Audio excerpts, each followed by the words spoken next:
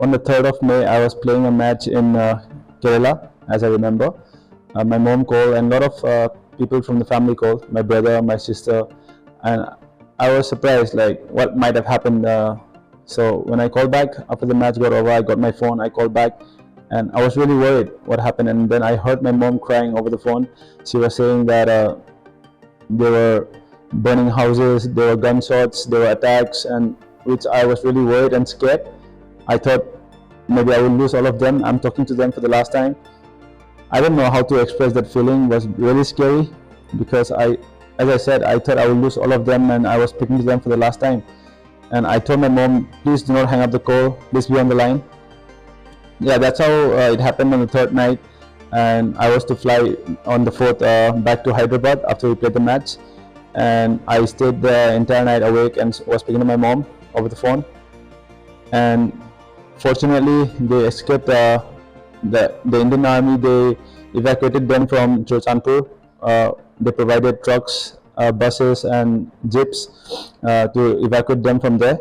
And then that's how they went to the relief camp in Moyang. And then from there on, then I heard the news of our house being destroyed, burned, and being torched. And then after a few hours, again, the football turf that I built in the locality in Chochanpur, Tuibong, is being burned, destroyed as well. So I got this information, and it was really heartbreaking and sad because I had a big dream of providing a platform to the youngsters coming up in Chochanpur. They were really talented, but they couldn't afford a football school.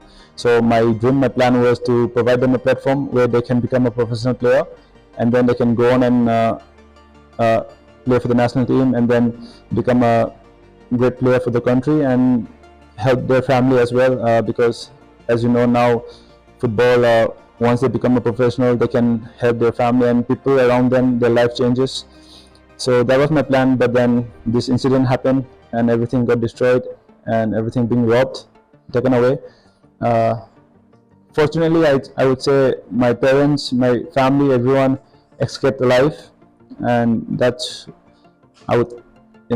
it's God's plan, I would say, that they're alive, and I'm happy about that. But everything that we ever earned and ever had is being all taken away. Now we have to again, as a family, regroup, build the strength, and then restart again.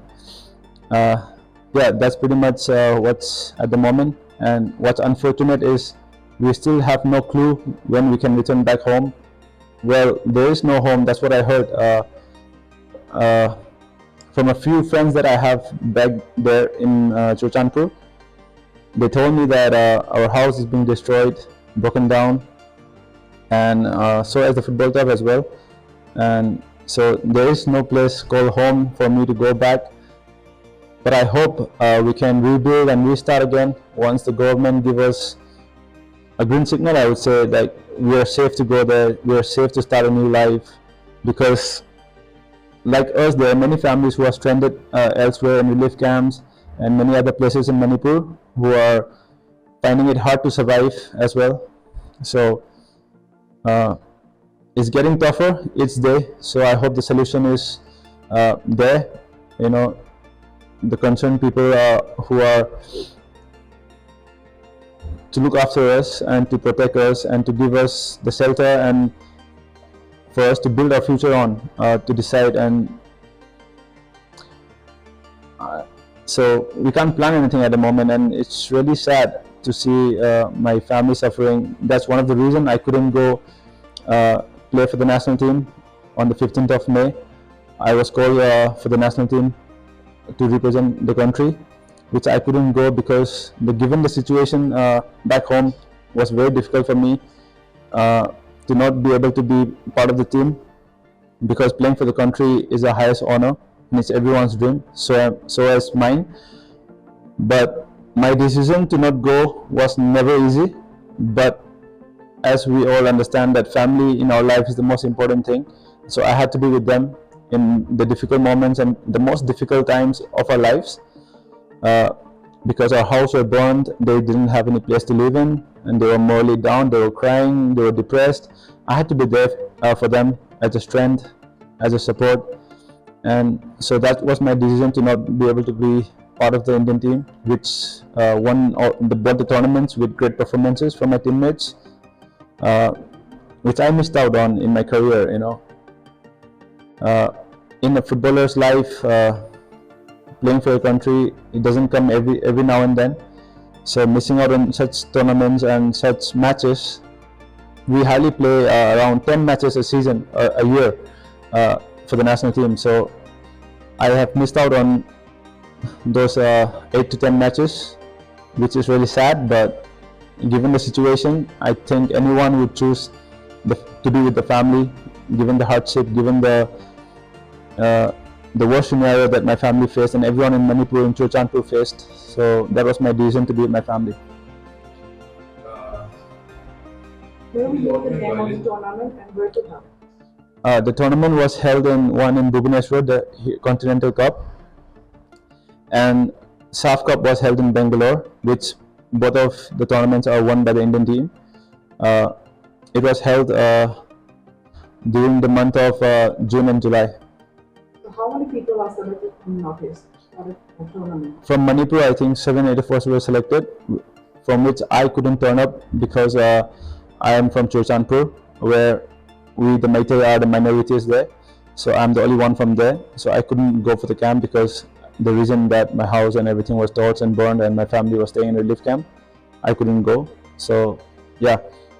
So Chinglensana, you have mentioned that your football turf was vandalized. So may we know that how many students, how many players are